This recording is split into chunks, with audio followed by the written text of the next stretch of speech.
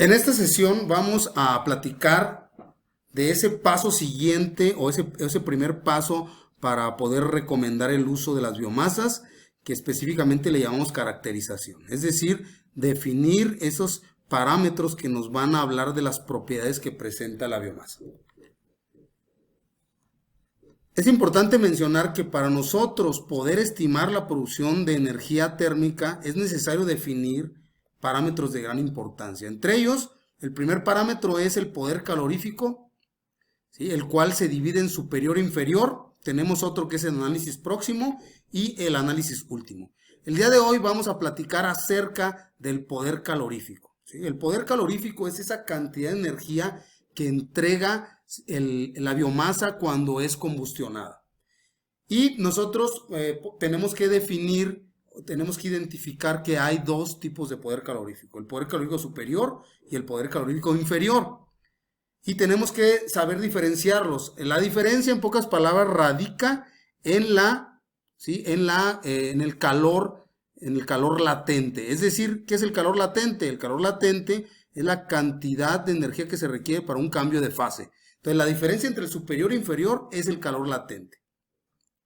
Como podemos leer aquí en la pantalla, pues vemos que nos muestra que la diferencia cuantitativa entre ambos valores se debe, en esencia, a que el poder calorífico superior incluye la condensación del agua. Por eso decíamos ahorita el calor latente. Mientras que el poder calorífico inferior lo excluye, ¿sí? ¿Por qué? Porque el agua va a necesitar cierta energía para cambiar de fase, y es el considerarlo o no considerarlo es lo que nos define el poder calorífico superior o inferior.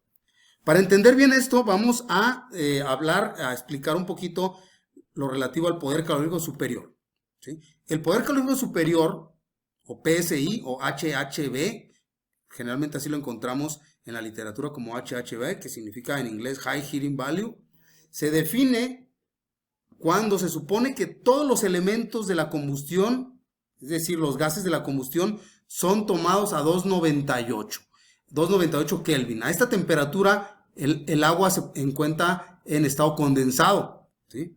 Y los productos son llevados después de la combustión también a 298. Es decir, el agua de todo el sistema se va a encontrar condensado.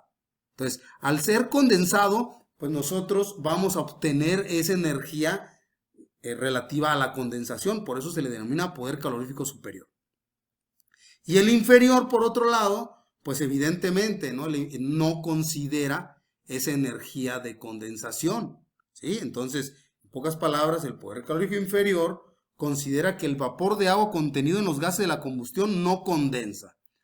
Y nos vamos a dar cuenta que la mayoría de las chimeneas de las industrias trabajan en este mecanismo. Es decir, los gases de la combustión no están condensados. Por eso nosotros vemos esas nubes blancas, esas chimeneas que están emitiendo esas nubes blancas.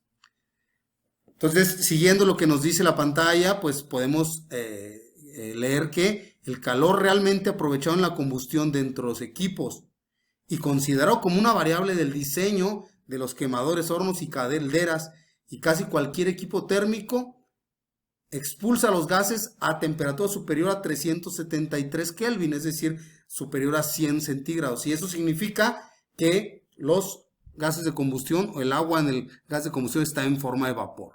En pocas palabras, el poder calórico inferior es el que nosotros utilizamos para el diseño de quemadores, hornos, calderas y otros equipos térmicos.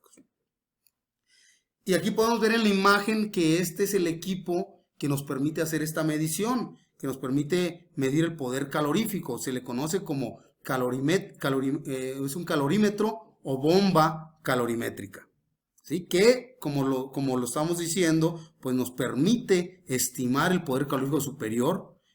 Este poder calorífico superior generalmente se representa en esta unidad que es Joule por kilogramo.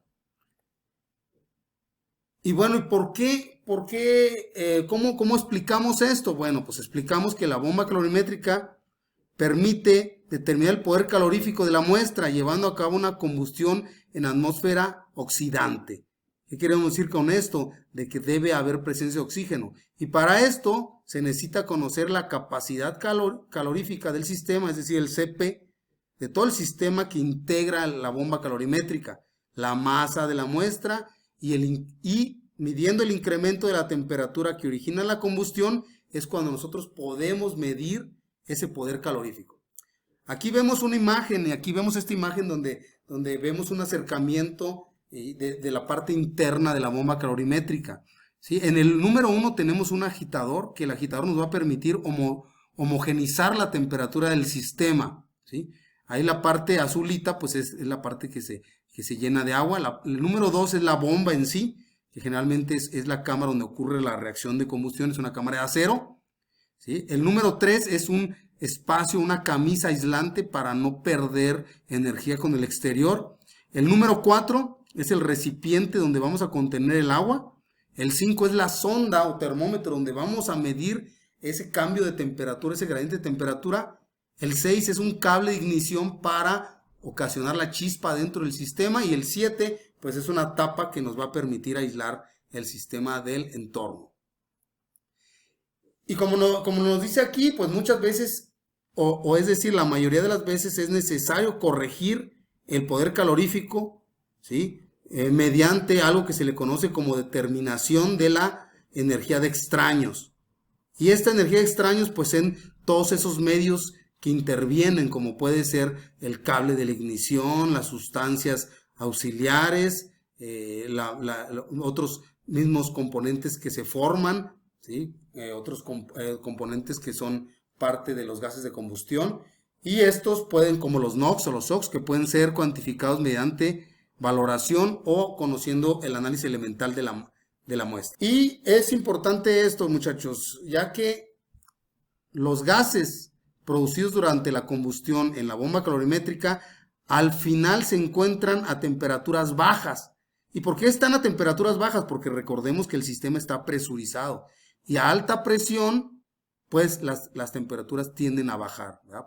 Recuerden la ley de los gases ideales. Y entonces, asociado a esta alta presión, pues nosotros tenemos que darnos cuenta que el agua que se presenta en los productos se condensa. Entonces, por esto es la causa de que el poder calorífico que mide la bomba calorimétrica es el poder calorífico superior.